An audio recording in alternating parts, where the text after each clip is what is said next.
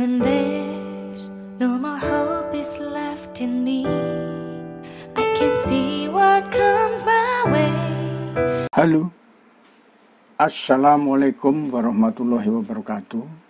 Selamat berjumpa lagi dengan saya Anggono Raras melalui saluran Bisnis Kampus dengan tema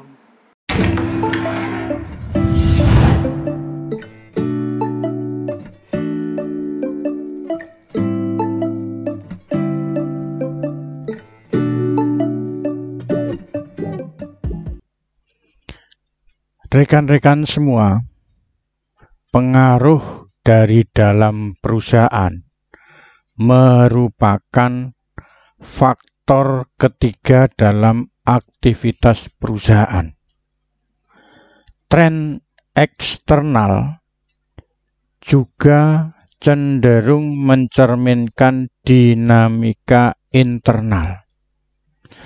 Dampak sosial terjadi secara baik dengan adanya generasi muda yang berbakat. Menanggapi tuntutan karyawan, perusahaan mulai memasukkan misi sosial ke dalam nilai-nilai perusahaan. Karyawan generasi Y, angkatan kerja terbesar, telah lama menjadi pendukung perubahan sosial. Kalau kita melihat generasi Y ini, generasi tertuanya saat ini berumur 40 tahun. Sedangkan yang menengah adalah 25 tahun, sedangkan yang paling muda saat ini adalah 21 tahun. Sebagian besar generasi Y ini merupakan anak-anak daripada generasi baby boomers, sehingga diberi nama generasi eco boomer. Jadi generasi Y ini adalah generasi pengganti dari generasi baby boomers, di mana kita tahu generasi baby boomers ini sekarang sudah dalam posisi pensiun semua. Generasi Y ini disebut generasi milenial. Jadi generasi milenial ini saat ini yang tertua adalah umur 40 tahun, yang termuda umur 21 tahun. Jadi mereka adalah anak-anak daripada generasi baby boomer. Menurut data BPS,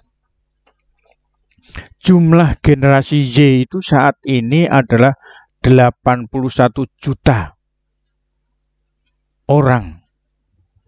Kita bisa membayangkan pada saat pandemi seperti sekarang ini ada 81 juta orang yang butuh tenaga kerja.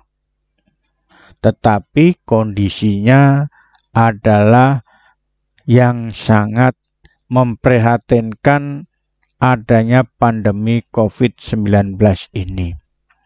Jadi sebaiknya memang perlu dipikirkan masak-masak bagi pemerintah yang sedang berkuasa dalam rangka menyiapkan tenaga kerja untuk generasi Y ini.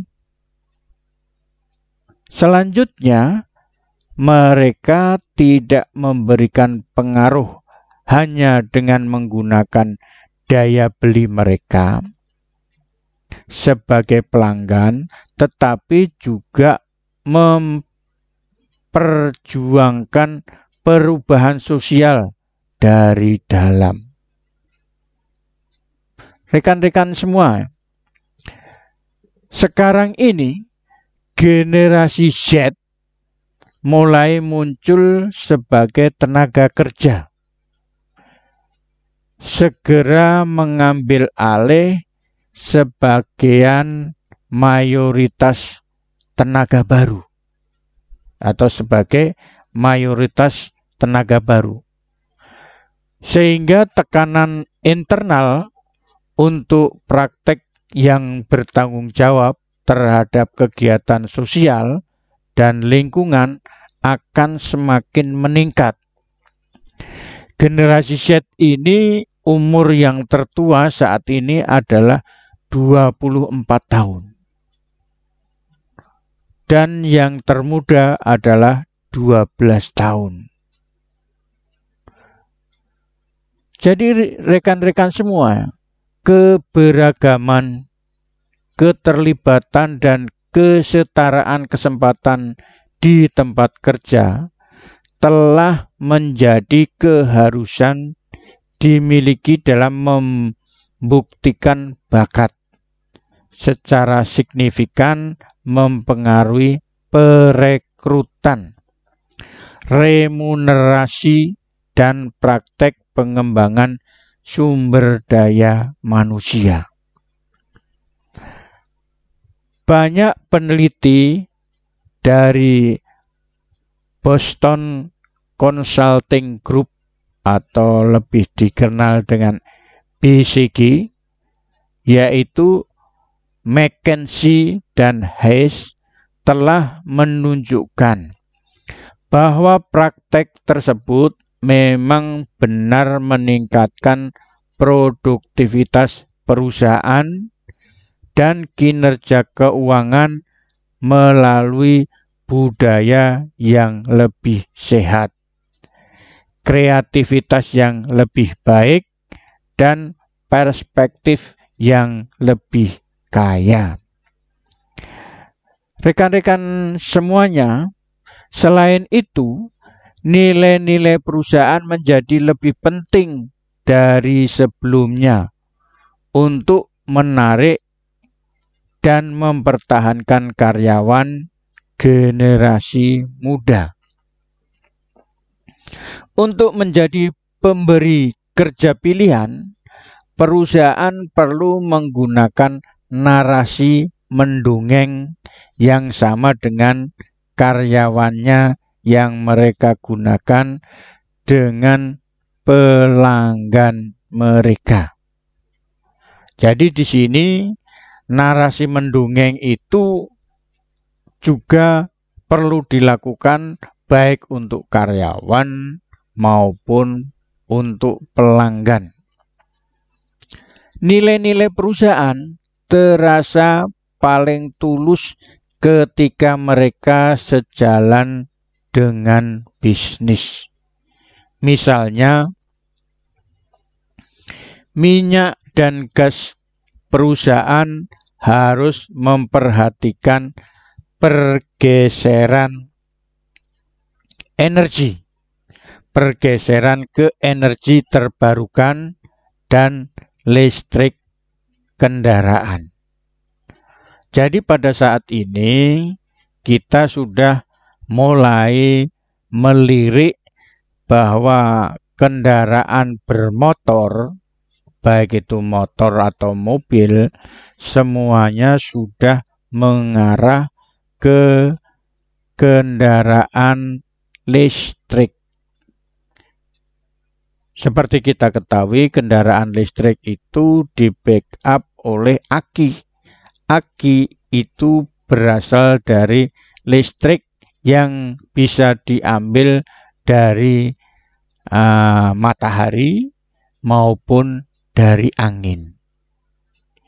Kemudian merek seperti merek perawatan pribadi dapat memilih untuk berkontribusi pada kebersihan dan sanitasi komunitas yang mereka layani.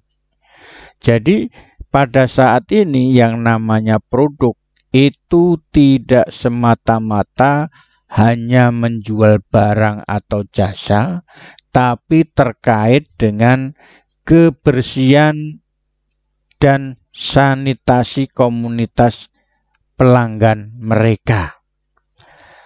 Memberantas obesitas bisa menjadi cara yang ampuh fokus dari perusahaan makanan dan minuman. Jadi di sini sudah mulai ada pergeseran, adanya perhatian terhadap kesehatan. Jadi produk-produk yang berkaitan dengan obesitas itu digalakkan.